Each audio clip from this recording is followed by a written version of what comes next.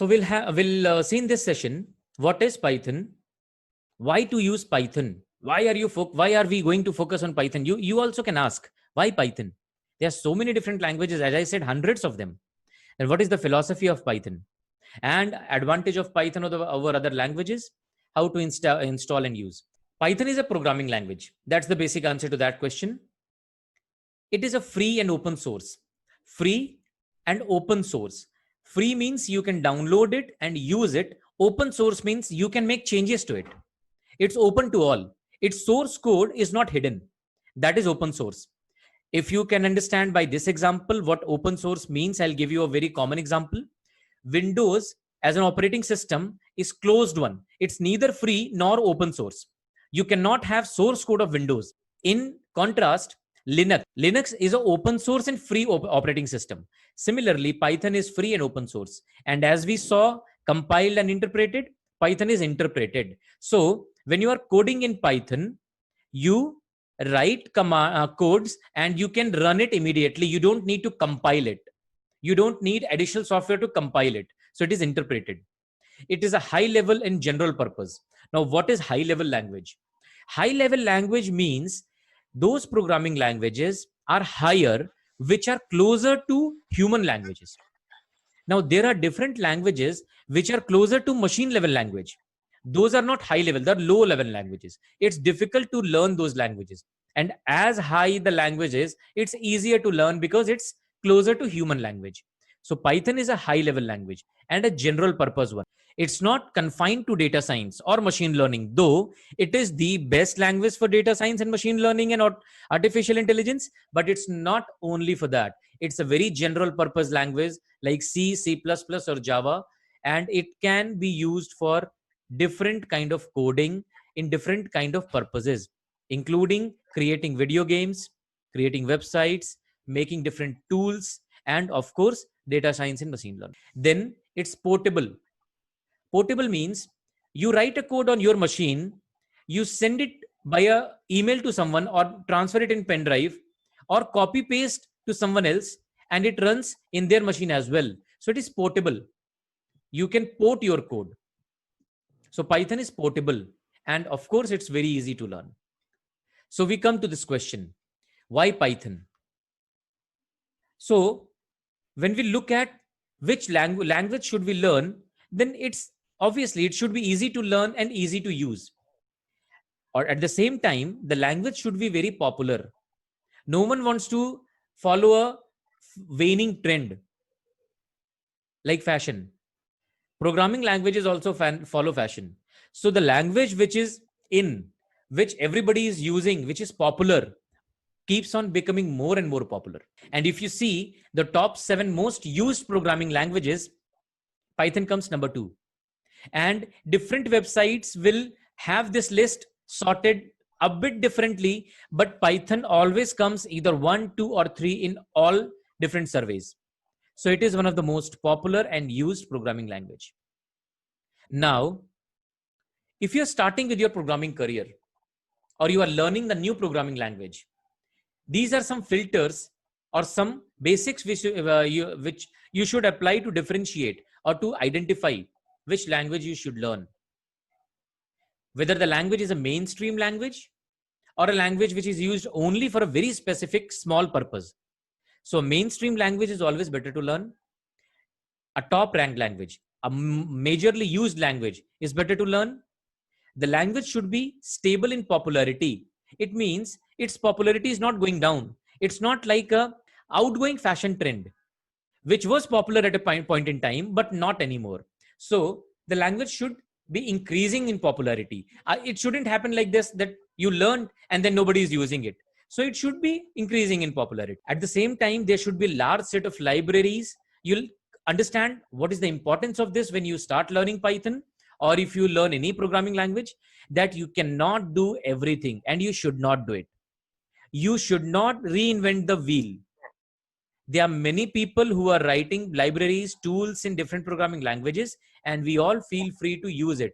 That is the beauty of open source language. And Python has thousands of them.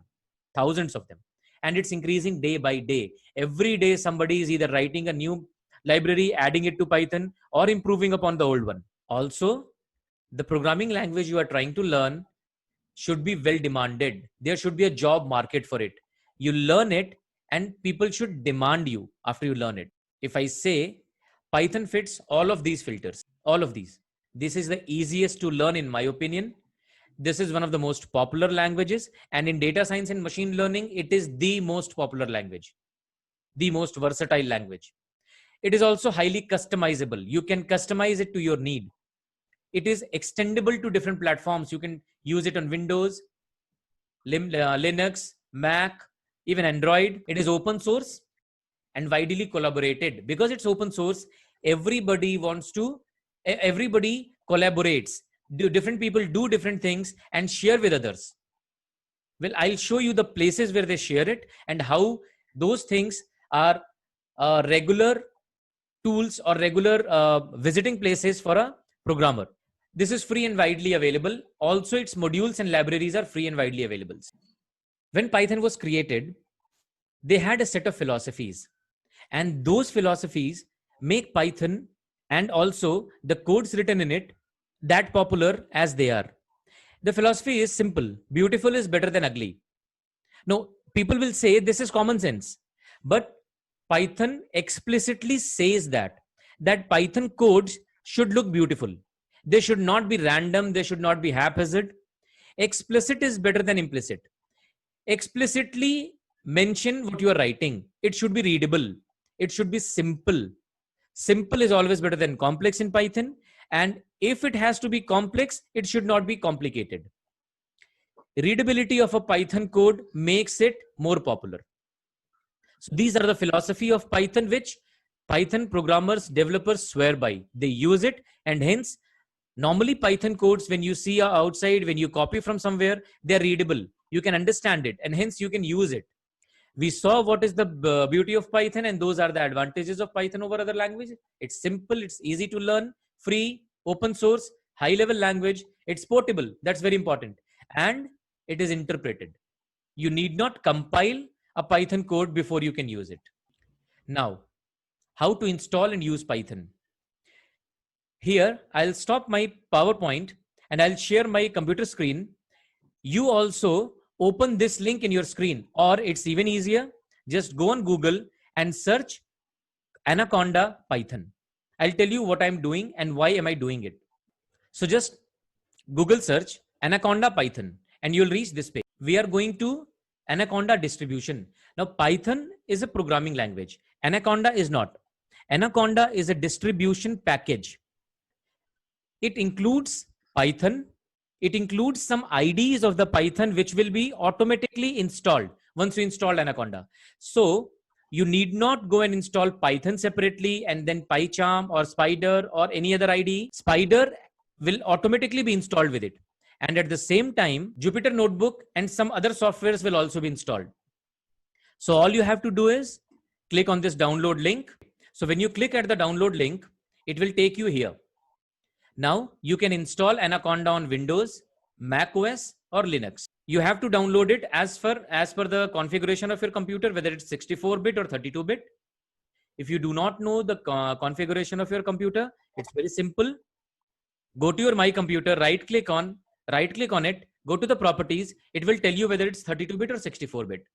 Install the right configuration of Anaconda. So when you download it, installing it is like any other software. Once you download it, it's super easy to install it. When you start installing Anaconda, use the default settings. You have to take care of few things. Number one, do not install as administrator. Try to install as user. That is always better. Because you do not need any administrative settings in Python or Anaconda. Similarly, it gives you two choices, advanced options. Add Anaconda to my path variable and register Anaconda as my default. Click the second one. Add Anaconda. Register Anaconda as my default Python. But do not click the first one. These are the two simple things which you have to take care. So once you install this, then you will see Anaconda Navigator over here. Go to the leftmost corner, Start button, and you'll see Anaconda is installed over here. In this folder, you will see Anaconda Navigator. This is the important thing. What I normally do is I keep it pinned to my taskbar. So now if you see, it is here. Every time I need not go there. So open Anaconda Navigator. One more thing which is important, which will come handy later on. You can just search here, Anaconda. When you search Anaconda, you'll see two things. You'll see Anaconda Navigator and you'll see Anaconda Prompt. So Anaconda Navigator, I just showed you. We'll open that. Meanwhile, let me also show Anaconda Prompt. So when you open Anaconda Prompt, it's a black screen like this. If you have ever opened CMD command prompt in your computer, it will be similar to that. But whenever we are interacting with Anaconda, we prefer Anaconda command prompt. It helps you easing out your Python, writing your Python codes or running them in command prompt if you want to, but we'll very rarely do that. I'm just trying to make it easy for you to just make you understand how is it different from CMD. Now, if you have installed it, you can open your Anaconda command prompt and simply type Python and enter. If it is not working, then you can simply type Python 3 and enter. What it will do is, it will give you which version of Python is installed. Like it shows me Python 3.6.5 on my PC. And then you'll see your command line changes from users, your username, Python, username to just 3 arrows. When these 3 arrows come, it means you are now inside Python. Now you can write Python codes and get results for that. So we'll stop over here. You install Python, install Anaconda, and you explore what it does.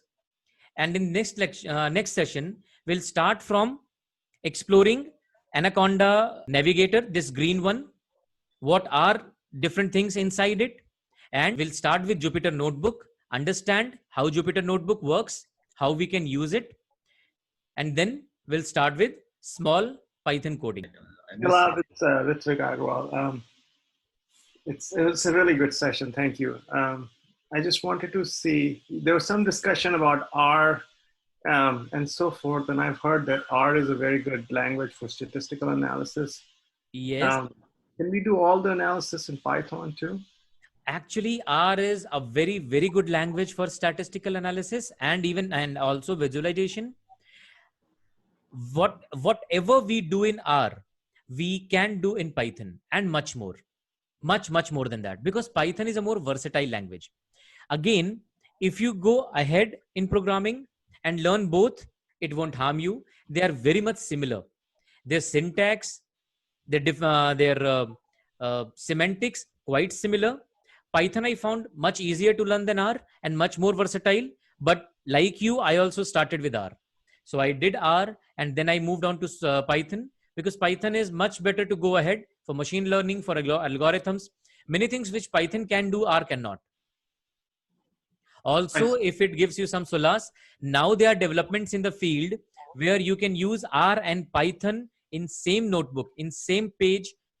R codes and Python codes can also collaborate. So things are moving in a very positive direction.